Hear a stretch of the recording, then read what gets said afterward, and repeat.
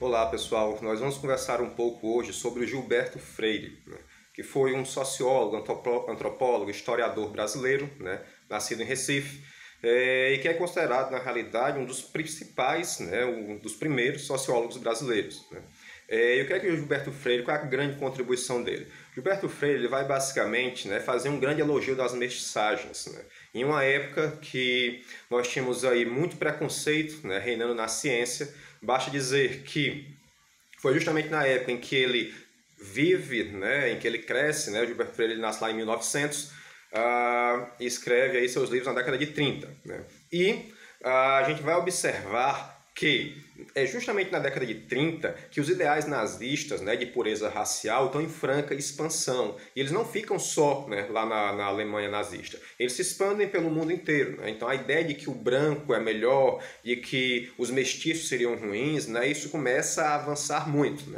E isso começa a avançar também por quê? Porque o nazismo ele é um tipo extremado de nacionalismo.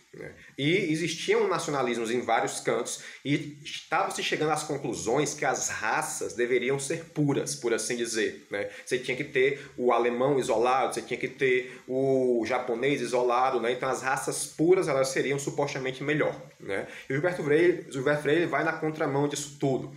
Ele vai justamente dizer que não há nenhum problema nas mestiçagens, e vai fazer um verdadeiro elogio disso daí, mostrando, catalogando inclusive os vários tipos de cruzamentos raciais que existem no Brasil. Quando a gente vai lá estudar, por exemplo, geografia e vê a denominação de caboclo, mameluco e por aí vai, tudo isso são denominações criadas pelo Gilberto Freire.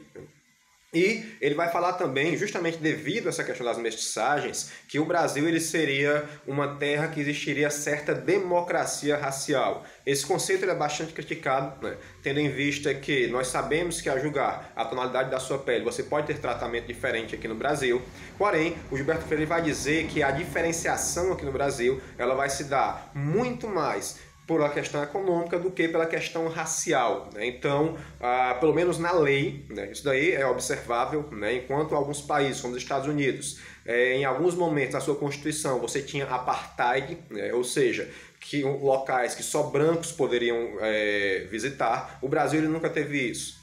A lei, pelo menos, ela sempre deixou aí como é que diz? O branco e o negro sendo tratados de maneira igual. Por mais que os oficiais das leis eles tenham preconceito, a lei ela é basicamente igual para todos, independente de cor, raça, credo ou por aí vai.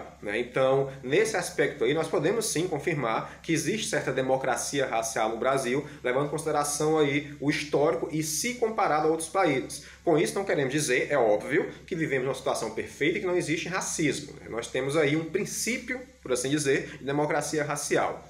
E o Gilberto Freire vai falar também a respeito aí da plasticidade do brasileiro. Ele vai inclusive criar o conceito chamado homem plástico, que diz respeito justamente à relativa facilidade que nós temos de nos moldarmos e de nos adaptarmos a ambientes que são completamente diferentes.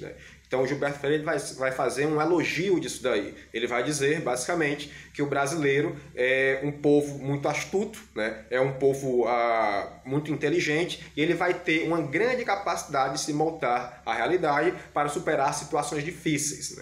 Um bom exemplo desse homem plástico a gente observa aí lá no Alto da Compadecida, que é o João Grilo e o Chicó, que são duas pessoas que passam por muitas dificuldades, mas justamente por serem altamente flexíveis, por assim dizer, eles conseguem driblar as dificuldades e encontrar uma saída inteligente para aquele problema.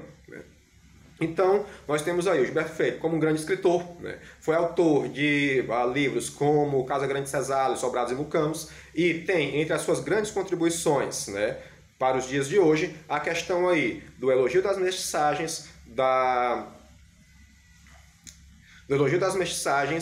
da democracia racial e conceitos como o homem plástico que ajudam a pensar melhor como é o brasileiro. Então, gente, sobre o Gilberto Freire é basicamente isso e nos vemos aí na próxima aula.